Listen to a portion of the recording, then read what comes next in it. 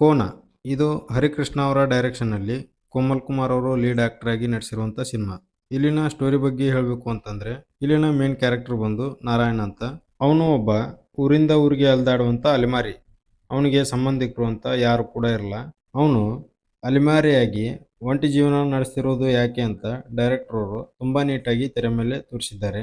ಹೀಗೆ ಹೋಗ್ತಿರ್ಬೇಕಾದ್ರೆ ಅವನು ಕೋನೂರು ಅನ್ನುವಂಥ ಊರಿಗೆ ಹೋಗ್ತಾನೆ. ಆ ಊರಲ್ಲಿ ಕೋನ ಕಡಿಯುವಂಥ ಪದ್ಧತಿನ ತುಂಬ ವರ್ಷಗಳಿಂದ ಅಲ್ಲಿನ ಜನರು ನಡೆಸ್ಕೊಂಡು ಬಂದಿರ್ತಾರೆ.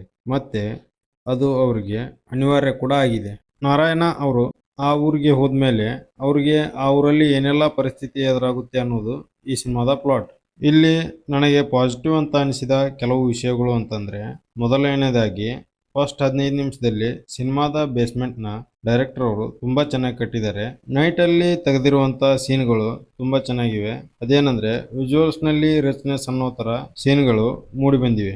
AI ಬಳಸಿ ತೆಗೆದಂತಹ ಸೀನ್ಗಳು ಕೂಡ ನಿಮಗೆ ಚೆನ್ನಾಗಿ ಅನಿಸೋ ಥರ ಕಾಣಿಸ್ತವೆ ಕೂಡ. ಇಲ್ಲಿ ನನಗೆ ನೆಗೆಟಿವ್ ಅನಿಸಿದ ವಿಷಯಗಳು ಏನು ಅಂತಂದರೆ, ಮೊದಲ 15 ನಿಮಿಷದಲ್ಲಿ ಸಿನಿಮಾ ಪಡುವಂಥ ಪೊಟೆನ್ಷಿಯಲ್ನ ಡೈರೆಕ್ಟರ್ ಅವರು ಅಲ್ಲಿಗೆ ಕೈ ಬಿಟ್ರು ಅಂತ ಹೇಳ್ಬೋದು.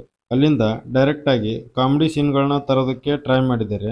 ಅದು ಕೂಡ ಅಂತಿಂಥ ಕಾಮಿಡಿಗಳಲ್ಲ, ಅವುಗಳನ್ನು ನೋಡಿ ನಿಮಗೆ ನಗು ಬರದೇ ಇರುವಂಥ ಕಾಮಿಡಿಗಳು. ಇನ್ನು ಇಲ್ಲಿನ ಥ್ರಿಲ್ಲರ್ ಎಲಿಮೆಂಟ್ಗಳ ಬಗ್ಗೆ ಯಾಕೆ ಮಾತಾಡ್ತಿಲ್ಲ ಅಂತ ಕೇಳಬೇಡಿ. ನಾನು ಮಾತಾಡದೇ ಇರೋದಕ್ಕೆ ಕಾರಣ ಏನು ಅಂತ ನಿಮಗೆ ಆಲ್ರೆಡಿ ಅರ್ಥ ಆಗಿದೆ ಅಂತ ಅಂದ್ಕೊಂಡಿದ್ದೀನಿ. ಕಾಮಿಡಿ ಸೀನ್ಗಳಾದರೂ ಅಟ್ಲೀಸ್ಟ್ ಚೆನ್ನಾಗಿ ಮೂಡಿ ಬಂದಿದ್ರೆ ಸಿನಿಮಾ ಒಂದು ಡೀಸೆಂಟ್ ಎಂಟರ್ಟೈನರ್ ಆಗಬಹುದಾಗಿತ್ತು. ದುರದೃಷ್ಟವಶಾತ್ ಇಲ್ಲಿ ಯಾವ ಒಂದು ಜಾನರ್ಗೂ ಕೂಡ ಸರಿಯಾಗಿ ಕೆಲಸ ನಡೆಯದೇ ಇರೋದ್ರಿಂದ ಸಿನಿಮಾ ತುಂಬ ಹಿಂದೆ ಉಳಿದಿದೆ ಅಂತ ಹೇಳ್ಬೋದು. ಸ್ಟ್ರಿಕ್ಟ್ಲಿ ಇದೊಂದು below average cinema. Komal Kumar ಅವರ ಮುಂದಿನ ಸಿನಿಮಾಗಳಾದರೂ ಚೆನ್ನಾಗಿ ಮೂಡಿ ಬರಲಿ ಅನ್ನೋದು ನಮ್ಮ ಆಶಯ. ಇಲ್ಲಿಯವರೆಗೂ ನೀವು ವಿಡಿಯೋ ನೋಡಿದ್ದೀರಿ ಅಂತಂದರೆ, ಹಾಗೆ ನಮ್ಮ ಪ್ರಯತ್ನಗಳು ನಿಮಗೆ ಇಷ್ಟ ಆಗ್ತಿರೋದಾದರೆ ಮಾತ್ರ ನಮ್ಮ ಚಾನಲ್ನ ಸಬ್ಸ್ಕ್ರೈಬ್ ಮಾಡ್ಕೊಳ್ಳಿ.